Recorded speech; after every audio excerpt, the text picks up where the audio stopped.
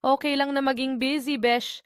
Lahat tayo dumadaan sa mga araw na parang walang katapusan ng mga gawain. Ang daming ganap, parang sabay-sabay lahat ng kailangan tapusin.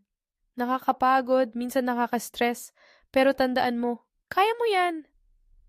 Huwag kang masyadong magmadali, hindi kailangan tapusin lahat agad-agad. Isa-isa lang. Unti-untiin mo, at bawat natatapos mo ay isang tagumpay na rin. I-celebrate mo ang bawat maliit na achievement kasi bawat hakbang patungo sa goal ay mahalaga. Minsan, akala natin kailangan maging perfect o mabilis sa lahat ng bagay, pero mahalaga rin ang magpahinga. Hindi ibig sabihin na kailangan mong tapusin agad lahat, pwede ka rin huminto at mag-recharge. Huminga ka, maglaan ng oras para sa sarili, at tandaan mo na okay lang magpahinga kahit sandali. Ang pagiging busy ay bahagi ng buhay, pero hindi ito nangangahulugang nawawala ang kahalagahan ng kalusugan ng isip at katawan.